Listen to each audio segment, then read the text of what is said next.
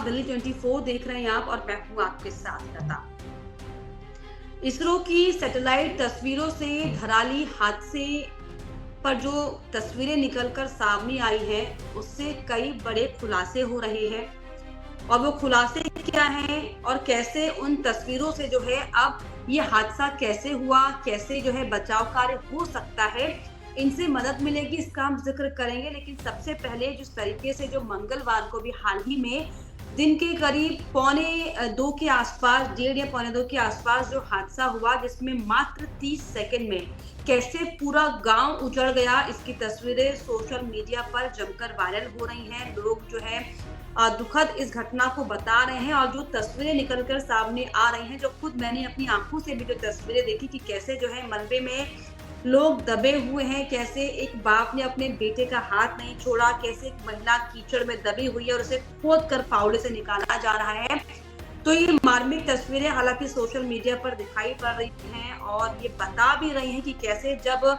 प्रकृति अपने रौद्र रूप में आती है तो कैसे चाहे बूढ़ा हो, चाहे बच्चा हो, चाहे जवान हो, कोई नहीं बचता उसकी चपेट में आने से। लेकिन दुर्भाग्य सबसे बड़ा ये है कि आप सोचिए कि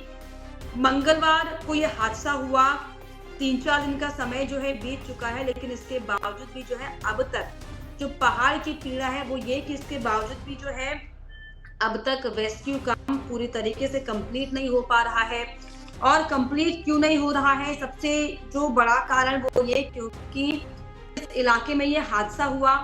हालांकि सकते में तमाम वैज्ञानिक जरूर है कि कैसे समुद्री तल से इतने ऊंचे होने के बावजूद भी वहां पर इतना बड़ा जो है हादसा हो गया। लेकिन जो कारण है जिनकी वजह से आप सोचिए कि आज चौथे दिन भी वहां पर जो है जेसीबी मशीन नहीं पहुंच पा रही है।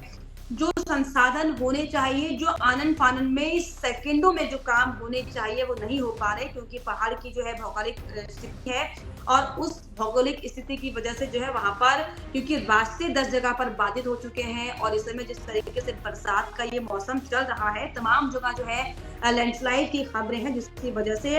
रेस्क्यू होने में परेशानी हो रही है। और सबसे ज्यादा चौंकाने वाली बात ये कि अभी भी जो है रेस्क्यू होने में आप सोचिए कि 3 से 4 दिन का समय लग सकता है, क्योंकि इसके पीछे जो कारण है वो ये है कि धराली गांव को 80 एकड़ में 20 से 50 फीट तक जो है मलबा फैला हुआ है। यानी कि जो मलबा फैला है वो बहुत ज्यादा है, क्योंकि जो वीडियो आपने देखी होगी कैसे जो है नदी का स्तर ऊपर से आते हुए किस तेजी के साथ नदी को तोड़ता हुआ जो है नदी के ऊपर निकल गया, गांव में जिस तरीके से फैल गया, वो मलबा जो है 80 एकड़ में फैला हुआ है। और जिसे हटाने के लिए अभी मात्र 3 जेसीबी मशीन वहां पर पहुंच पाई है। बहुत बड़ा दुर्भाग्य और यही दरअसल बड़ी वजह है कि लोगों को पहाड़ से पलायन तक करना पड़ रहा है, क्योंकि वो बैठे बैठे पहाड़ों में अपनी मौत का इंतजार नहीं कर सकते। जो तस्वीरें धरातल पर निकलकर अभी सामने आई है कि पहाड़ियों का पहाड़ पर क्या हाल है, क्या हश्र है, यही बड़ा कारण है कि लोग पलायन कर रहे हैं। लेकिन आप सोचिए कि जिले से जो है मलबा हटाने के लिए 3 मशीनें अभी उपलब्ध हैं और 3 दिन बाद भी बचाव संसाधन जो है नहीं पहुंच पाएंगे, क्योंकि बचाव संसाधन में जो इस्तेमाल किए जाते हैं हाईटेक थर्मल सेंसिंग उपकरण या फिर बड़ी बड़ी मशीनें, उन्हें पहुंचाने के लिए जो है धराली से 60 किलोमीटर दूर भटवाड़ी के पास जो है सामान अटका हुआ है। और सामान इसीलिए अटका हुआ है क्योंकि वहां पर रास्ते जो है बाधित हो चुके हैं। और इस हादसे में अब तक दरअसल आपको बता दूं कि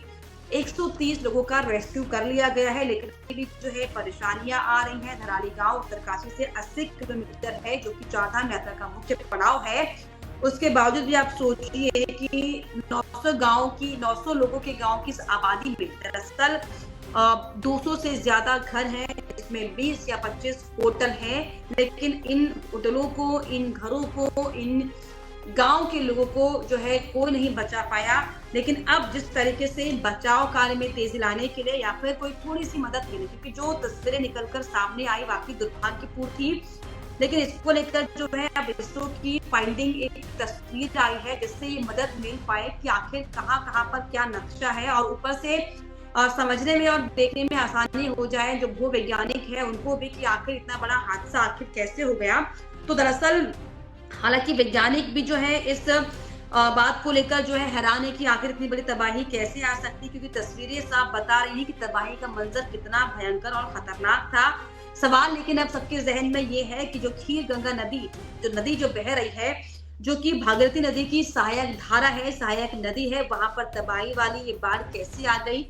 वैज्ञानिक भी इस बात को हालांकि खोज रहे हैं और अब जो इसरो की जो तस्वीरें निकलकर सामने आई है, इसमें कई बड़े खुलासे होने की उम्मीद है, संभावनाएं हैं, क्योंकि जिस तरीके से इसरो ने जो रिमोट सेंसिंग सेंटर यानी कि एनआरएससी से जो धरासू की सैटेलाइट तस्वीरें जारी की हैं, भारतीय सैटेलाइट कार्टोसैट 2S की तरफ से तस्वीरें ली गई हैं, जिनमें 2 तस्वीरें जो है दिखाई गई हैं और ये तस्वीरें आप भी देख रहे होंगे अपनी स्क्रीन पर, जिसमें जो पहली तस्वीर है, जो एक तस्वीर है वो इसी साल 13 जून की है और जब मौसम पूरा सामान्य था, जब माहौल वहां पर सामान्य था, जबकि दूसरी तस्वीर जो है 5 अगस्त को आई बाढ़ के बाद की है। और इन 2 तस्वीरें अगर आप देख रहे होंगे तो देखिए किस तरीके से पहले पूरा गांव वहां पर बसा हुआ था और दूसरी तस्वीर में कैसे एक प्राकृतिक आपदा ने पूरे गांव को जो है अपनी चपेट में ले लिया। ये आपके सामने इस तस्वीर में है और अब वैज्ञानिक भी दरअसल इसका अध्ययन कर रहे हैं और इसी को लेकर जो सैटेलाइट तस्वीरें जारी की गई हैं, इसमें इसरो की तरफ से इस तस्वीरों को साझा करते हुए कहा गया है कि धराली में मलबा 20 हेक्टेयर क्षेत्र में फैला हुआ है, जो कि भागीरथी नदी के तट तक है। इसरो ने यह भी कहा कि सैटेलाइट से मिली तस्वीरों के आधार पर वैज्ञानिक और अध्ययन कर रहे हैं ताकि ये पता लग पाए कि हादसे की असल वजह क्या रही। तस्वीर के आधार पर दिख रहा है कि धरासू के 3 तरफ भागीरथी नदी बह रही है, जबकि खीर गंगा पहाड़ में ग्लेशियर से आती है, जो कि धरासू के बीच से होकर बहती है और फिर थोड़ा मुड़कर सीधे भागीरथी में गिरती है। इसी को लेकर देहरादून की दून यूनिवर्सिटी के जो एक शोध संस्थान है, उसमें दरअसल उनका ये कहना है कि 5 अगस्त को जब खीर गंगा अपने साथ घनों मीटर मलबा और बड़े बड़े बोल्डर्स लेकर आई, तो वो मुड़ने की जगह अपने पुराने रास्ते यानी कि जहां पर मकान, होटल, या फिर लॉन्ज बने हुए हैं, उधर को सीधे चली गई। लिहाजा हालांकि इसमें कई गुना नुकसान हो गया, यानी कि जो छोटी छोटी कई झीलें थी वो भी दरअसल इसकी चपेट में आ गई। इसके अलावा प्रोफेसर जो कि इन संस्थान के हैं, उनका ये भी कहना है कि खीर गंगा जिन ग्लेशियर से निकलती है, दरअसल वहां पर छोटी छोटी कई झीलें हैं। उनका मानना था कि बहुत संभव है कि ज्यादा बारिश की वजह से किसी झील में पानी का दबाव पड़ा और इसके बाद जो है ग्लेशियर अपने साथ ढेरों मलबा लेकर नदी में अचानक आ गया, जिसकी वजह से ये बड़ा हादसा हुआ, जो कि बड़े नुकसान की वजह बना है। अब दरअसल ये सवाल है कि जब बारिश कम है तो हादसा कैसे इतना बड़ा हो गया। तो इस घटना को लेकर दरअसल एक और थ्योरी सामने आई है, जिसमें इसे मौसम वैज्ञानिक ने सिरे से खारिज कर दिया। हालांकि मौसम जानकारों का ये कहना है कि बादल फटने की घटना तब होती है जब 1 घंटे में एक इलाके में 100 मिलीमीटर की बारिश हुई हो, लेकिन पूरे उत्तरकाशी जिले में 5 अगस्त तक 24 मिलीमीटर बारिश दर्ज हुई। यानी सोचिए, जहाँ पर सिर्फ 24 मिलीमीटर की बारिश जो है दर्ज हुई, वहां पर इतना बड़ा हादसा कैसे हो सकता है, ये बहुत बड़ा सवाल है। इसका सीधा ये मतलब है कि उत्तराखंड के उन जिलों में शामिल, इसका सीधा ये मतलब है कि दरअसल जहां पर इस सीजन में बहुत कम बारिश दर्ज की गई है, तो इसकी जो है असल वजह आखिर कुछ और है। ग्लेशियर टूटने की वजह है, क्योंकि ग्लेशियर टूटने की वजह से भीषण बाढ़ आई थी इससे पहले 2021 में। तो वैज्ञानिक जो है इसको खोजबीन कर रहे हैं और ये दरअसल बड़ी वजह मानी जा रही है कि जो बाढ़ आई, जो पूरी आपदा आई, ये दरअसल भारी बारिश की वजह से नहीं बल्कि किन्हीं और कारणों की वजह से आई, जिसको लेकर जो इसरो ने अब जो तस्वीर साझा की है उसकी मदद से वैज्ञानिक भी इस खोज में लगे हुए हैं। लेकिन जो ये जो हादसा हुआ थराली में, जिस तरीके से इसको लेकर रिसर्च भी हो रही है, लेकिन जिस तरीके की जो तस्वीरें निकलकर सामने आ रही हैं और अब जो इसरो की सैटेलाइट तस्वीर निकलकर सामने आई है, इससे हालांकि किस तरीके से मदद मिल पाती है ये हालांकि देखने वाली बात होगी। लेकिन इस पूरे हादसे को लेकर और जो भूवैज्ञानिक इसको लेकर कह रहे हैं कि ये हादसा जो है बारिश की वजह से नहीं बल्कि ग्लेशियर के टूटने से हुआ। ग्लेशियर जो टूट रहा था,